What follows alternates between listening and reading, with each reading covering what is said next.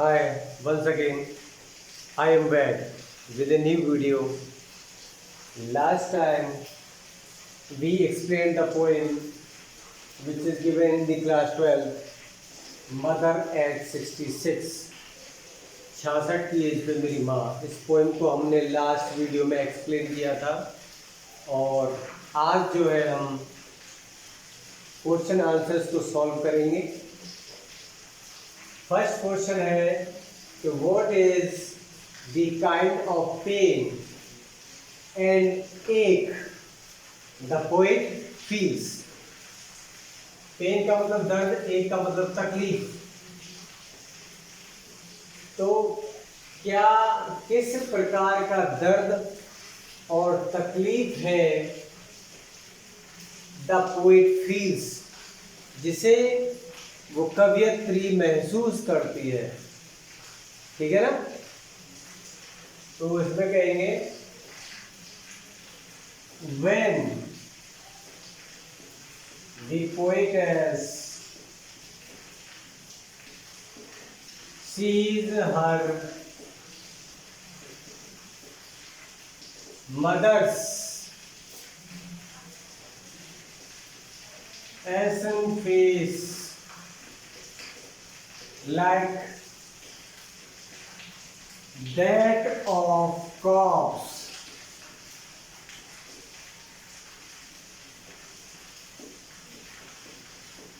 she feels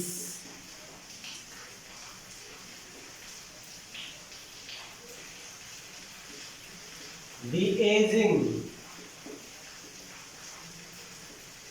as fear, decay and death।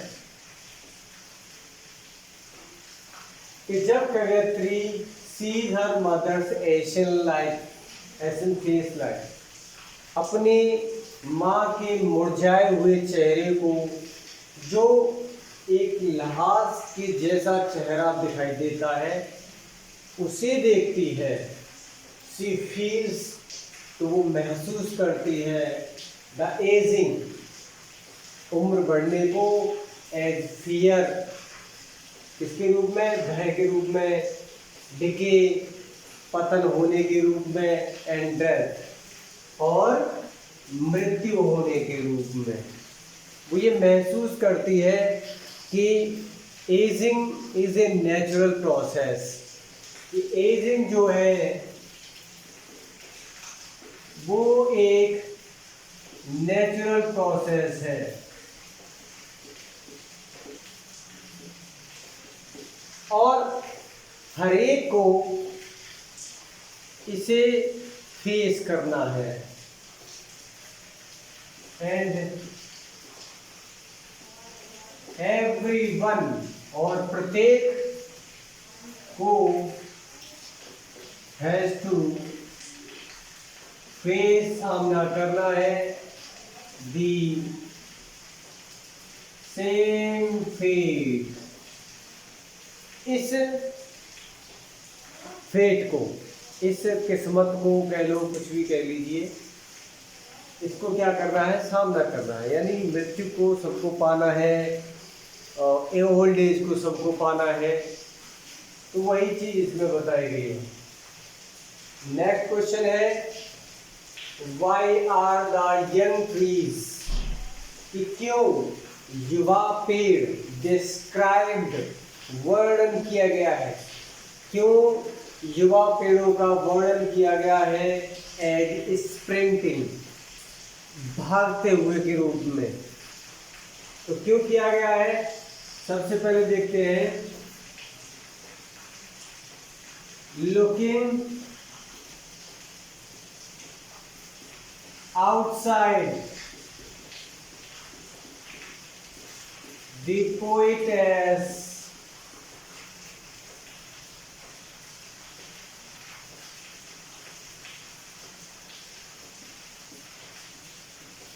sees the trees, sees the trees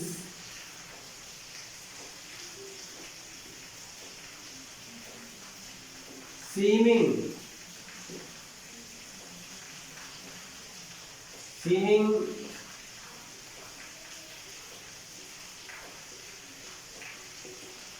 running past their car,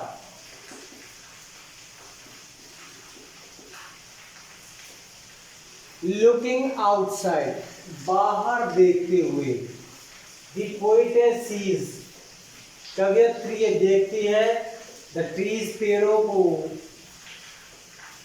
seeming, जो प्रतीत हो रहे थे, running past them, उनकी car, running past their car, उनकी car के पीछे भागते हुए।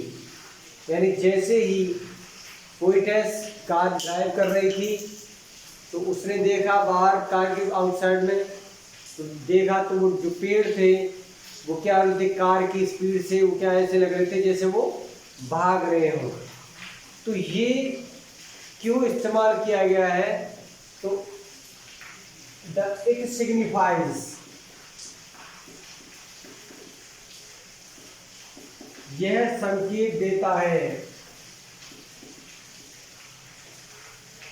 it signifies the contrast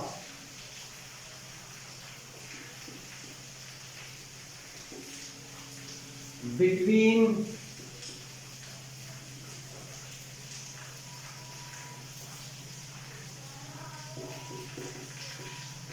lifeless, decaying face and lifeless face and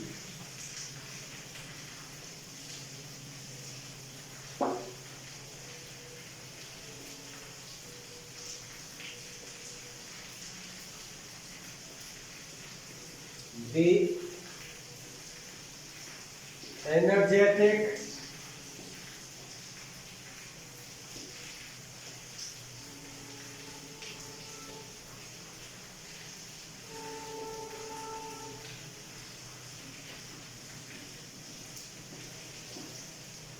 happy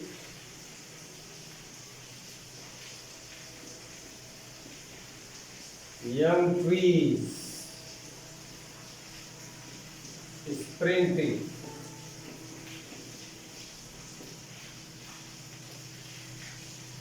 it signifies, यह संकेत देता है, ये यह प्रतीक है, द कंट्रास्ट, विरोधाभास, ये एक विरोध प्रकट करता है, यानी विपरीत बात को बताता है, बिटवीन लाइफलेस मतलब नीरस, जिसमें क्या हो, जीवंत ना हो, डिकेइंग पतन होते हुए, फेस चेहरे को, यानी जो क्या है, नीरस और मुरझाए हुए चेहरे के, एंड और द एनर्जेटिक ऊर्जावान, हैप्पी खुश, यंग ट्रीज स्प्रिंटिंग, और युवा पेड़ों की रनिंग दौड़, उसके बीच ये क्या करता है, एक विरोधाभास प्रकट करता है। यानी जो मदर का चेहरा है वो लाइफलेस है, डिकेइंग है, और जो ट्रीज की स्प्रिंटिंग है पेड़ों की, वो एनर्जेटिक है, हैप्पी और यंग। तो इस विरोधाभास को बताने के लिए वो क्या करता है, यहाँ पे ट्रीज को डिस्क्राइब करता है। Next question,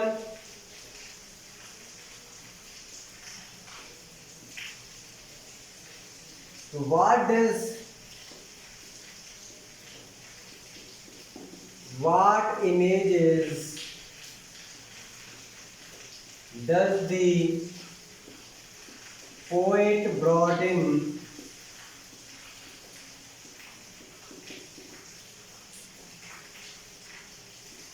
seeing merry children.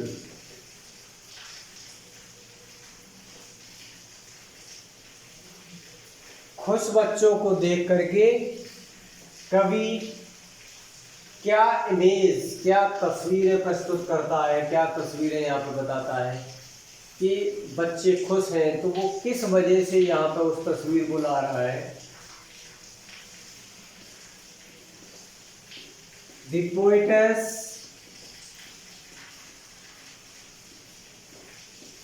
sees merry children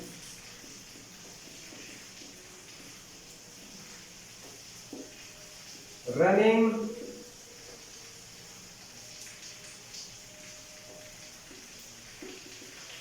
outside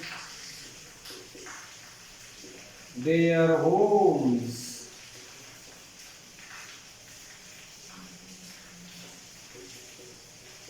It is also a contrast between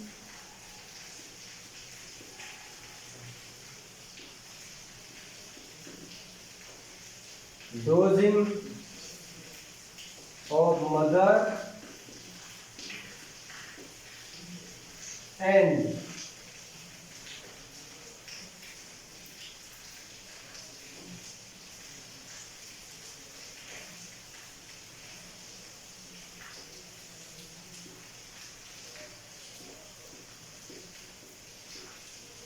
happy and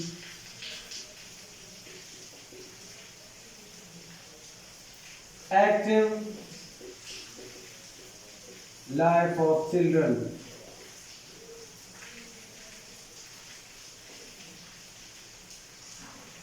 तो क्या इमेजेस लाता है कि जब कवयित्री खुश बच्चों को घर से बाहर जाते हुए देखती है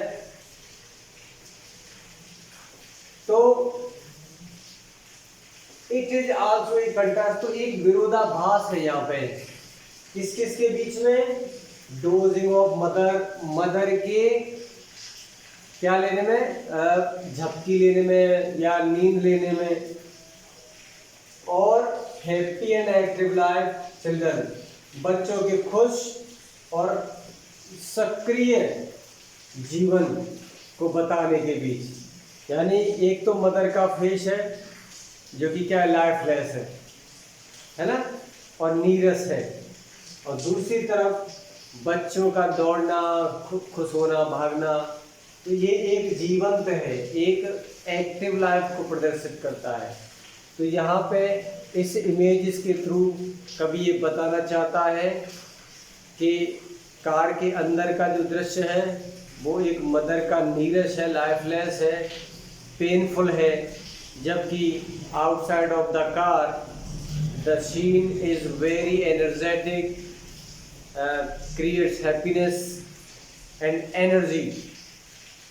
okay, next question, why has mother been compared to the late winter's moon? Mother को क्यों कंपेयर किया गया है लेट विंटर्स मून से, यानी सर्दी के चंद्रमा से। तो देखिए सर्दी का चंद्रमा कैसा हो जाता है, इसमें बता देते हैं।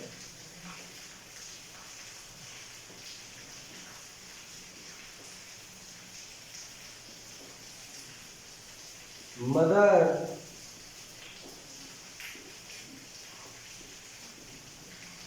has been compared to late winter moon as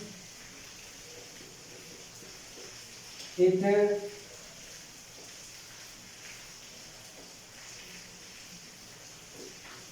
looks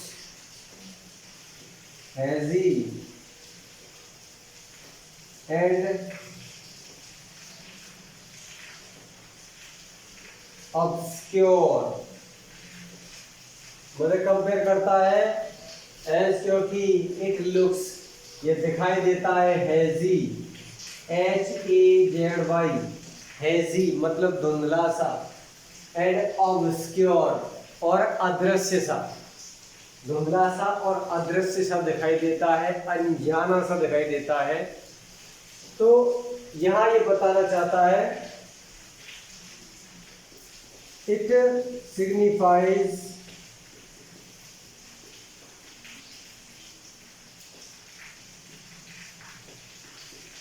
mother's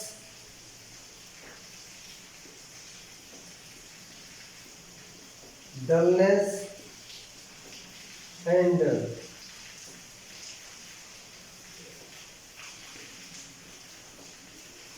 death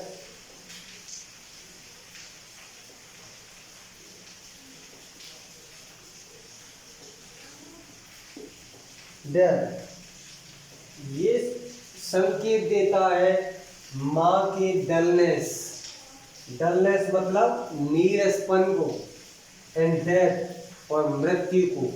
तो ये सिग्निफाई करता है माँ की नीरसपने को और डेथ को।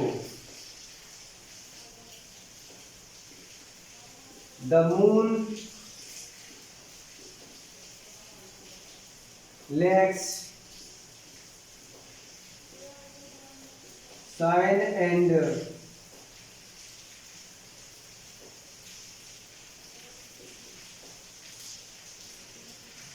attraction, जो चंद्रमा है उसमें कमी है, शाइन चमक की, एंड एट्रैक्शन और आकर्षण की, यानी देखने में कैसा आकर्षित लगता है, तो उसकी यहाँ पे क्या है, कमी है।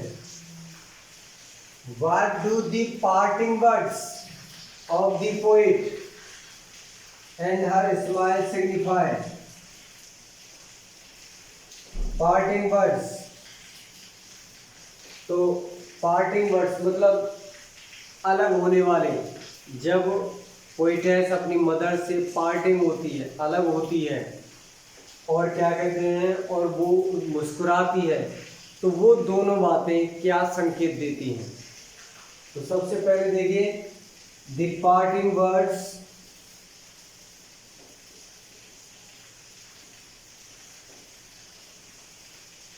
पार्टिंग वर्ड्स क्या थे,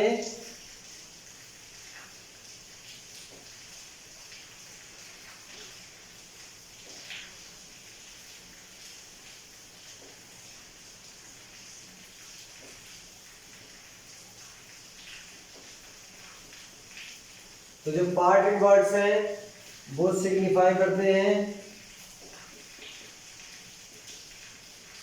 signifies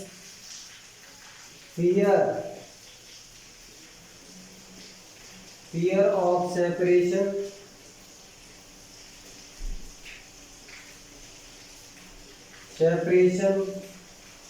and death,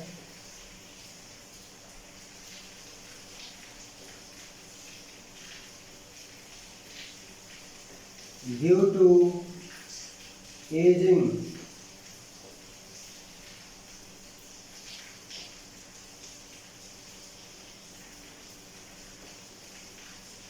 to smile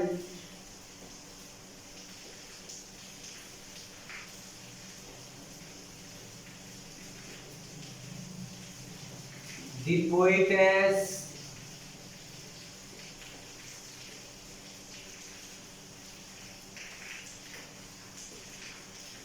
tries to overcome the pain and the very thought